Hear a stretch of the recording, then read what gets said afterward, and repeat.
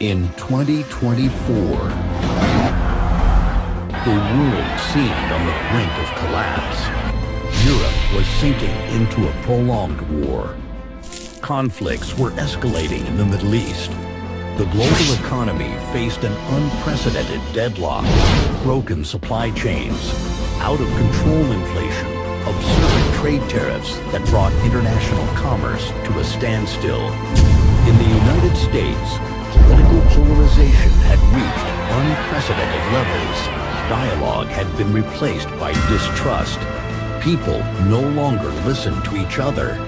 Every news headline triggered visceral reactions. Neighbors avoided certain topics. Families drifted apart. Tension was everywhere, quiet but constant. It was in this atmosphere of fear and collective exhaustion that he emerged, William Hartley, with a direct, uncompromising speech and a magnetic presence. A man who promised to rebuild America, restore its values, and purify it from everything he claimed was weakening it. To some, a savior. To others, a warning. Hartley didn't rise to power by accident. He was engineered for chaos, fueled by algorithms, propelled by viral rhetoric, shielded by corporations and silent elites. The truth, it no longer mattered. What mattered was the illusion of order he offered, even if it was a lie. And he won by a landslide. I want to make it clear that what I am about to share with you is just a story, a fictional narrative to help us explore profound truths about ourselves. This is not a historical or scientific claim, but an imaginative journey for us to examine the biases that reside in our hearts and minds, even when confronted with evidence that challenges our established beliefs. The year is 2036. American democracy has fragmented under the weight of a nationalist project fueled by lies, manipulation, and growing radicalization. William Hartley secured a fourth term, not through a free and fair election, but through strategies of pressure, disinformation, and alliances with a deeply radicalized Congress. The elections became a watershed moment. Hartley not only won the presidency, but also the right to redesign the soul of the country. His first term was an offensive against diversity, with public policies transformed into instruments of segregation. Immigrant communities, especially Latino and Black, were pushed into a dark corner. Immigration laws became more restrictive, separating families and violating civil rights, while an unprecedented surveillance system was imposed. The idea of isolating minorities on a remote island, 20 hours by ship from California, emerged as a solution. Official propaganda claimed that by gathering marginalized groups in an isolated territory, they would create a social apocalypse. The government wanted to cruelly prove that the others, immigrants, blacks, LGBTQ+, could not coexist in the traditional model of white, heteronormative America. Instead of deportation, the government created a space of confinement. An entire community was relocated to the island, not to preserve families, but to witness their failure. The isolation was meant to destroy any chance of resilience or transformation. They expected the island to be a symbol of chaos and misery. Kayla Thompson was 12 years old when this began. She grew up observing the country's transformation like someone watching a landscape change without realizing the depth of what was happening. She vividly remembered a day in elementary school when a bright, shy boy was removed from the classroom. At that time, at 12 years old, Kayla didn't question it. She saw agents enter, check documents, and take the boy away without anyone saying a word.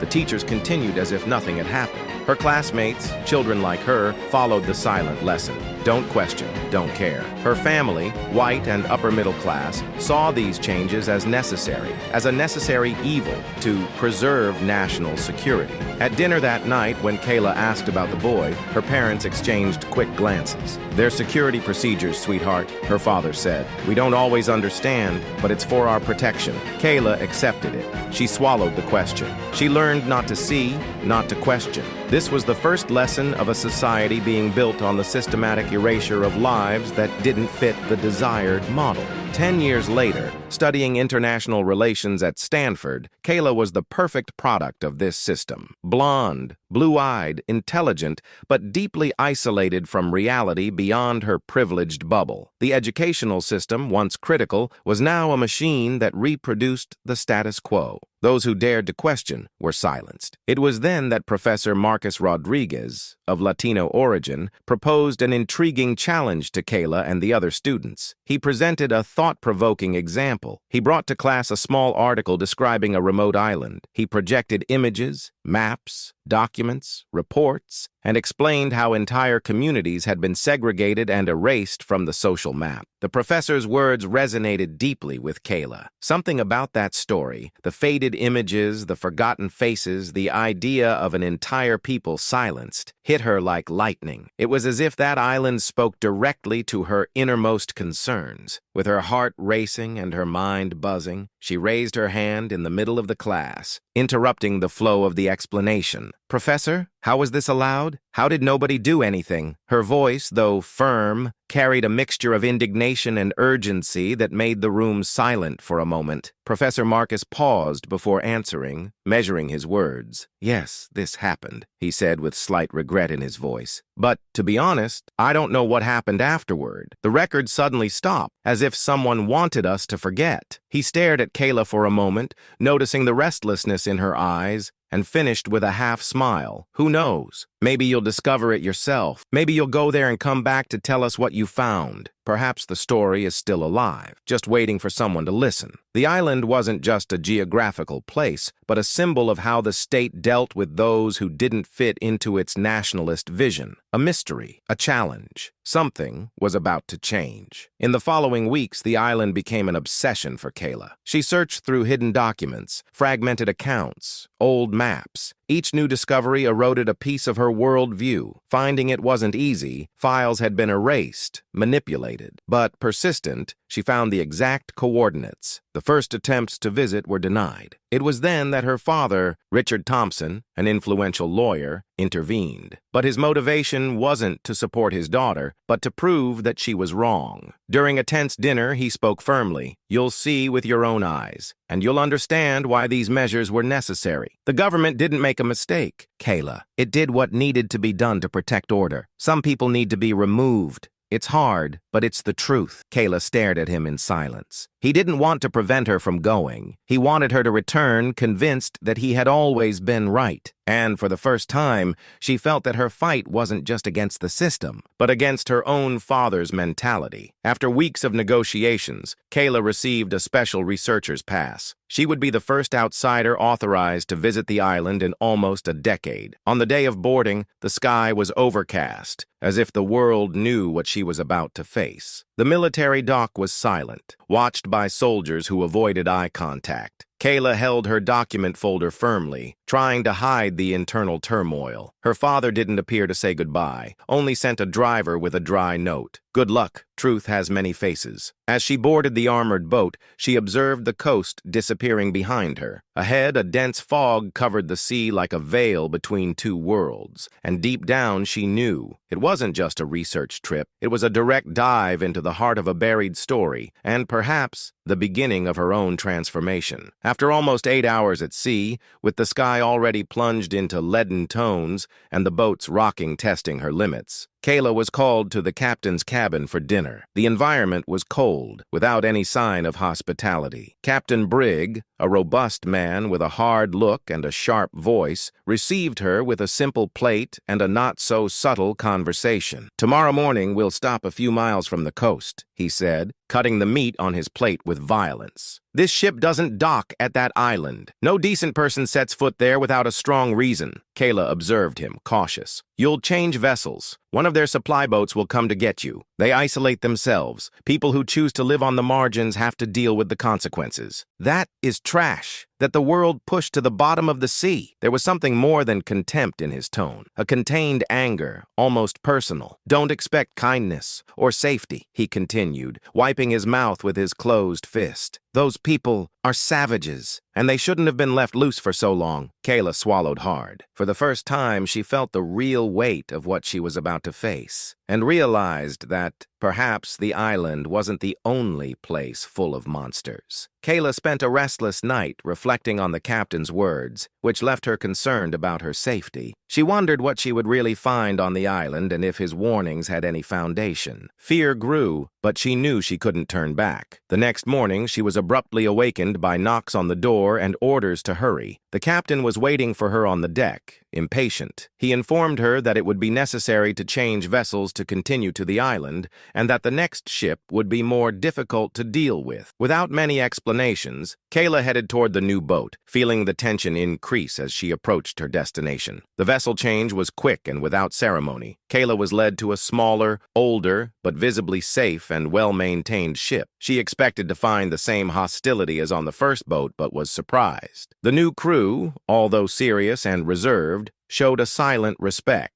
A sailor carried her luggage with a simple nod. Another indicated where to settle with a calm gesture. That posture disconcerted her. In contrast to the rude captain of the previous ship, these men seemed to carry another view of the island. One of them, noticing her unease, approached and said in a calm tone, "Only 2 hours left." The simple phrase was like a milestone. She was getting closer and closer to the truth. The boat was made of worn wood and sails marked by the salt of time, but it conveyed a silent safety. With each sway, Kayla felt she was moving away from the official versions and approaching something more raw, more real. When the island appeared on the horizon, a pang of anxiety filled her chest. She didn't see a desolate land as she had imagined, but a living place, surrounded by dense vegetation and a silence that seemed to hold secrets. The approach was slow, but inside her everything was accelerating. The unknown was calling her, and now it was too late to turn back. Upon disembarking, Kayla was received by a woman of serene and imposing presence. She introduced herself as Anna, a black woman with simply tied gray hair, deep eyes, and a bearing that carried dignity and firmness. Her energy was welcoming, yet firm, like someone who had already gone through many storms and learned to transform pain into wisdom. "Welcome," said Anna, extending her hand with a contained but genuine smile. "The journey was long, but now you've arrived.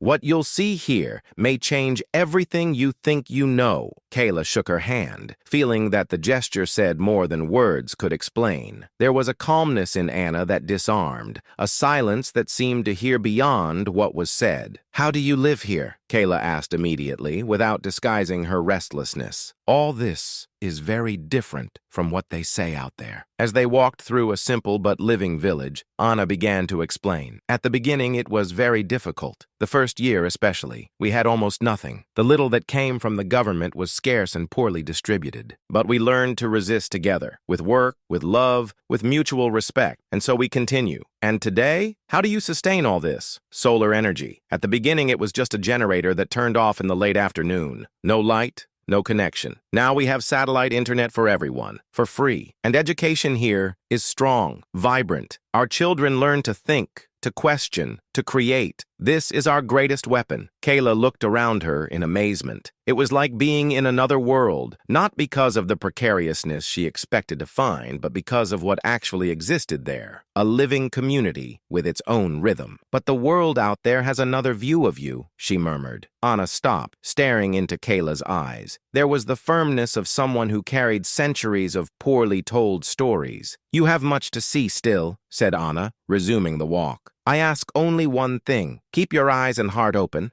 because the truth sometimes whispers." Kayla looked at Anna, her mind buzzing with questions, but also a growing feeling of curiosity. Then Anna led her to the inn where she would stay for the next 2 days. Arriving there, the place was simple, but welcoming. It was a place that exuded calm, with its rustic wooden walls and the smell of earth and fresh plants. Anna made a gesture indicating the back door, where a young man was focused on a table full of electronic devices. "This is Raphael," said Anna with a smile of pride. "He is the brain behind the island's sustainability, the mind that keeps everything functioning, from the solar energy system to our connection with the outside world. If the island is a living organism, Raphael is the beating heart of innovation here." Kayla looked at Raphael, and for a moment her gaze met his. Something seemed familiar, as if that connection was more than mere chance. She didn't know why, but she felt an instant empathy for him, a feeling that her destiny had already crossed with his before. Perhaps it was the intense look, full of intelligence and an almost enigmatic serenity, but the feeling of recognition was clear. Raphael smiled softly, as if he felt the same. Although nothing had been said, he stood up, offering a respectful greeting. "Welcome, Kayla. It's a pleasure to finally meet you in person." Kayla felt the ground shake inside her, a diffuse memory, an old echo that time couldn't erase. "You know me?" she asked, trying to control the turmoil. "More or less," he said, with a calm smile. "I was the one who exchanged emails with you. I researched a bit about your trajectory. You spied on me?" "No, I just saw your Instagram, and when I saw your photo, something hit me. An old memory. You were there, on the day they took me from the classroom. You looked at me. No one else looked." The world stopped for a second.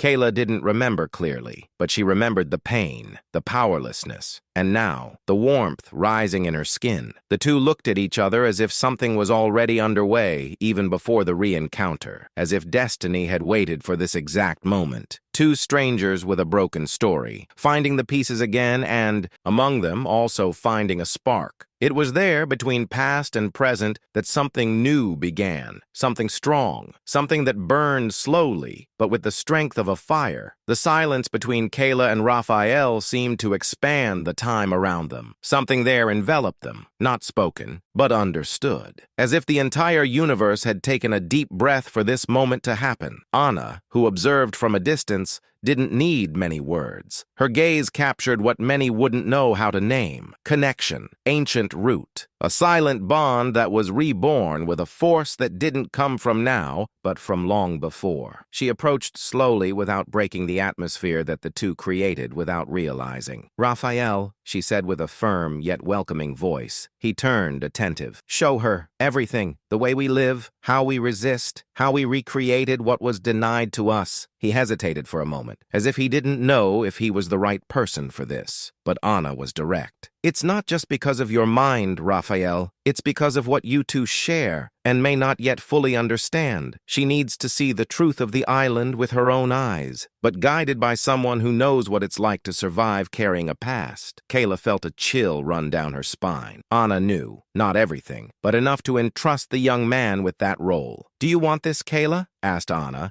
now addressing her with sweetness. "To see how this island breathes, how it pulses, how it creates hope amidst what the world called remainders?" Kayla looked at Raphael. He was serious, but there was a different light in his eyes. It wasn't arrogance, it was intensity, it was truth. "I want to," she said. "I want to see what you've created here. I want to understand how it's possible to exist outside the system and still flourish." Anna nodded, satisfied, as if a piece of the puzzle had finally found its place. "Then go with him, and listen more with your heart than with reason, because here, the answers don't just come from logic. They come from memory, from blood, from what we carry even when we forget." She walked away, leaving them alone again, but now with a clear mission. Raphael took a deep breath and gestured with his head toward the trail that led to the interior of the island. "Let's go. I want to show you where things really happen." Kayla walked beside him. She still felt the weight of Anna's words echoing in her mind, but above that, something lighter was beginning to form. Raphael and Kayla began the walk around the island, with the soft sound of footsteps echoing among the small, beaten earth paths. "You've been here before, haven't you?" Raphael asked, looking at her as they walked toward the school. Kayla nodded. "Yes, with Anna, but it was something quick. I didn't pay much attention." She stopped for a moment as if she had lost herself in the memory of that first tour. "I was so focused on discovering more at that time." Raphael smiled slightly. "That's how power works. Fake news, distortions, fear, they shape society so that few remain at the top. They create monsters with our image to justify control. But here we rewrote the narrative with our own hands. Now, I'll show you how the island's technology makes a difference. Even if it's not cutting edge, our way of learning is what unites us." Kayla looked at him, curious, as he guided the walk at a calm pace. Upon arriving at the school, Raphael led her inside, and Kayla immediately noticed the contrast: the simple walls, the students sitting on wooden benches, and the presence of each one so focused, so alive. "Here, we use the basics. but with heart. Simple but powerful technologies. The school, for example, is sustained by a solar energy system and internet with a local network. The classes function as a constant exchange. Each of us teaches and learns. Kayla observed attentively, absorbing everything. It was different from anything she knew. And social media? She asked, trying to understand what those children had that was so special. I imagine that here everyone has access, like on the mainland, but... Raphael interrupted, almost as if he guessed what she was thinking. Yes, we have access, but our true social network, what really connects us, is the square at the end of the day. The conversations, human touch. Here, stories are more valuable than likes. The phrase resonated with Kayla in a profound way. She felt there was something more there, something that touched her heart. What Raphael was talking about wasn't just an alternative model of society. It was about something essential, human. After a last look at the school, Raphael led her back to the inn. The sun was beginning to set, tinting the sky orange and lilac. I'd like to invite you for tomorrow, he said, already at the door of the inn, with an almost solemn expression. There's a sacred place here, where the true essence of the island is revealed. Would you like to see it with me? Kayla looked at him, her heart accelerating without explanation. She nodded without words, but the look exchanged between the two said more than any phrase. They approached each other, almost as if the world around had disappeared. But, at the last moment, Raphael stepped away, smiling in a soft way, almost as if he knew how much that moment had meant. Until tomorrow, he said with a tone laden with expectation. Until tomorrow, replied Kayla, with a shy smile. And as he walked away, Kayla felt something strong inside her. A silent connection, but one that was already happening. A spark, a beginning. Kayla went to her room, which had the windows open, letting the gentle night breeze invade. The tranquil sound of nature and the freshness of the air created a serene environment. For the first time, she fell asleep without the restless thoughts that normally accompanied her, her mind floating free of concerns, challenging her own prejudices and paradigms. It was a night of deep rest, as if the place itself had begun to heal her internal wounds. The next morning, upon waking, Kayla felt an unexpected excitement. The weight of doubts had diminished, and in her chest, something new and growing made her heart beat stronger. She knew that, upon seeing Raphael again, something even deeper would be revealed. Early at dawn, Raphael was waiting for her in front of the inn. Kayla came down the stairs, still imbued with the gentle breeze of the previous night, which had swept away her prejudices with a serene silence. She had slept with the windows open, the sound of the sea whispering another version of life. She woke up with a light heart and anxious. It wasn't just Raphael's invitation, it was his presence that now moved her. Are you ready? He asked with a contained smile. I always was. I just didn't know it. Raphael led her through a tortuous path that wound through the hills of the island until reaching an imposing rock formation. At the top, a series of large, smooth stones,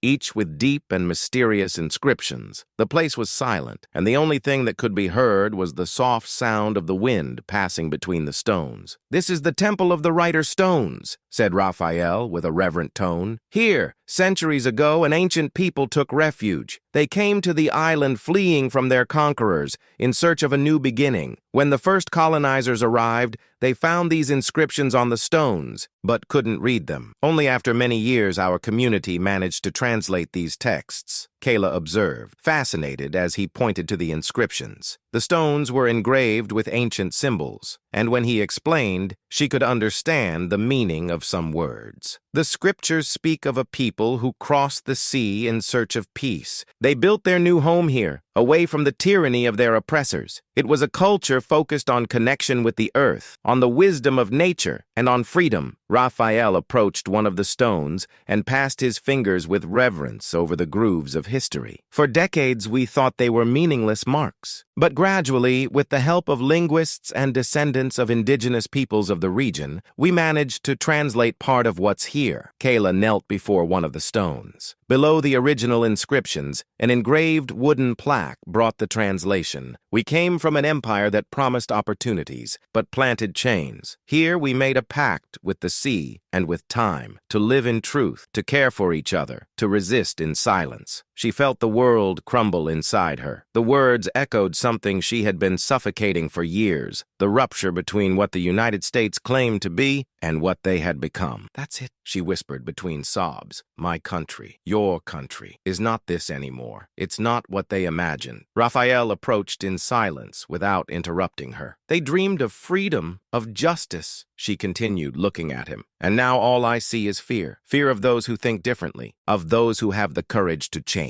America turned its back on those who want to make it better, on those who fight, teach, care. It lost itself in greed, in blind pride." She swallowed hard. "It's as if the promise had been broken, and I feel alone in all this." Raphael then embraced her, unhurriedly, like someone holding someone who carries the weight of a continent on their shoulders. "You're not alone, Kayla. Here, we still believe. And maybe this is the beginning of something new." Her eyes rose until they met his. It was an instant. A dive. Without words, the two approached as if completing a silent prophecy, and the kiss happened. Dense, inevitable, laden not only with desire but with relief, with truth. In that sacred space, among forgotten stones and silenced stories, something bloomed. It wasn't just passion, it was restored faith. Before leaving the sacred place, Kayla looked one last time at the ancient inscription and the translation below. The pain was still there, but something new was beginning to form inside her. A decision. She moved to a corner of the clearing where small stone flakes accumulated. She took one,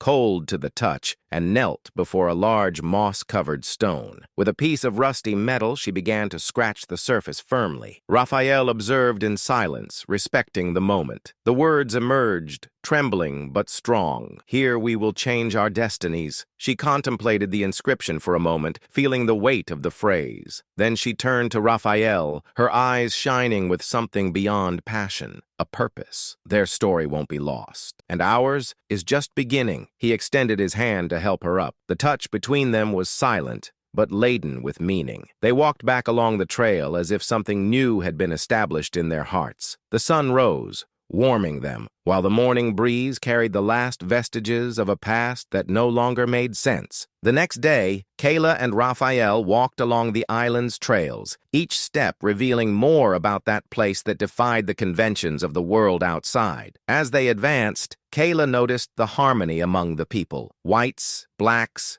Latinos, indigenous, all together, without divisions, without judgments. It was as if the island had created a reality where differences didn't separate but united. There were no barriers of color, origin, faith, or identity. Diversity was celebrated, respected, and this was visible in daily coexistence. She felt something vibrate inside her. It wasn't just the natural beauty of the place, but the energy of the people, the constant exchange of ideas and cultures, something that seemed possible in a world where the rules were different. "How is this possible?" she asked, looking at Raphael, who smiled as he observed the residents in their routine. "Here, the essence of the human being is more important than any label," he replied, with the tranquility of someone who already understood that balance. And so, with each step, she saw herself more connected to the place, to the residents, and also to herself. The island wasn't just a refuge. It was the proof that a more just and harmonious world could exist. They said it wouldn't work, that by gathering the different, blacks, whites, indigenous, Latinos, immigrants, LGBTQ+, chaos would arise. But the island responded with something surprising: union, respect, and sustainability. Where ruins were expected, a community that flourished was born. Without luxuries, but with solar energy. Without large structures, but with living education. Without control networks, but with human connection. They proved that it's possible to live well, without excluding anyone and without destroying the planet. On the last night on the island, Kayla was sitting on the beach sand, observing the ocean under the starry sky, when Raphael approached silently. "You're leaving," he said, not as a question, but as a painful statement. Kayla nodded,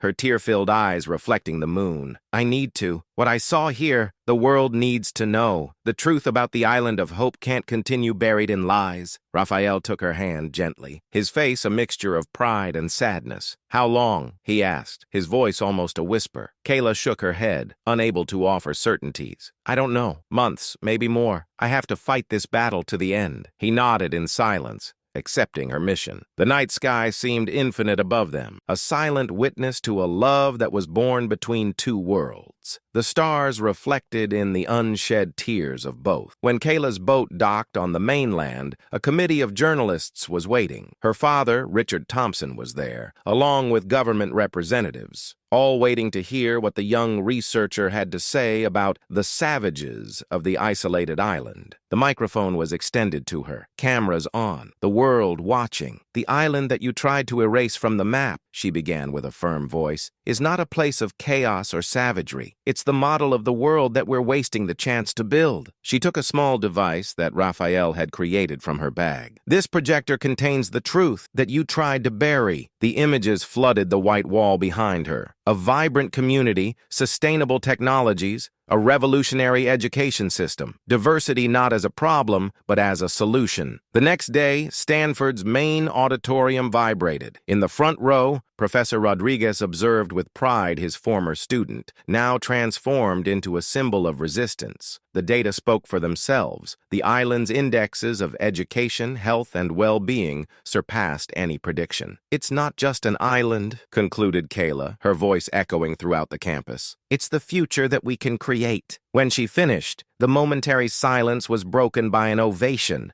that seemed to make the ground itself tremble. The professor, with tears in his eyes, was the first to stand up. "You didn't just find the truth," he whispered as he embraced her. "You became the truth." At a dinner in the Thompson mansion, Richard and Eleanor observed their daughter with a mixture of reluctant pride and confusion. The impact of her revelations was already transforming the country. "Why, Kayla?" Richard finally asked, his voice softer than it had ever been. "What changed you so much?" Kayla raised her eyes from her plate and faced her father's eyes. "I saw with my own eyes what happens when we build bridges instead of walls, and now I can no longer live in the lie." Something broke in the rigid posture of her parents, the first cracks in a fortress of prejudices cultivated for generations. Eleanor extended her hand, touching her daughter's. "You made us question everything." "Kayla, maybe that's what the world needed." 6 months passed. 6 months of tireless battles in the greatest world forums. 6 months of lectures, interviews, debates. Kayla's voice became a symbol of transformation. The Island of Hope was no longer a shameful secret, but a model studied in the greatest universities in the world. When a conference in Geneva officially declared the recognition of the island's autonomy and its status as a territory of social innovation, everyone expected Kayla to celebrate. Instead, she disappeared, without warnings, without public goodbyes, without traces. On a full moon night, when the waters were calm, a small boat approached silently the coast of the Island of Hope. The solitary figure who conducted it knew the way well, the reefs to avoid, the currents to follow. Raphael was alone on the beach, as if an inexplicable force had called him there at that exact hour. Perhaps the wind, perhaps instinct, perhaps something deeper that not even the writer stones could explain. Upon seeing the boat, his heart stopped for an instant. Kayla jumped into the shallow water, her feet touching the sand with the reverence of someone returning to sacred ground. There were no words. They weren't necessary. He opened his arms, and she ran as if the distance between them was unbearable for even one more second. The embrace was more than a reunion. It was a return to the true home, to the home that she had always sought without knowing. "The world is changing," she finally whispered, "but my place is here." Raphael took her face between his hands, admiring every detail, as if he wanted to engrave every line, every feature. "For how long?" he dared to ask. Kayla smiled, and in this smile was the certainty he sought. "Forever." The island that should have been a symbol of failure had become a beacon, and Kayla, the girl who had learned not to see, now chose where she wanted to be. The island teaches us that a more just and sustainable world is not a utopia, it's a choice, and that prejudices fall to the ground when we show, by example, that together we can do more. Coexistence, diversity, ecological awareness, this is the future that they are already building. And you, what kind of world are you helping to create? Did you like this reflection? If this story touched your heart and made you rethink the world we want to build, subscribe to the channel and be part of a community that believes in the power of example, the strength of diversity, and the importance of a sustainable future. Leave your comment, share with someone who needs to hear this, and help this message reach further.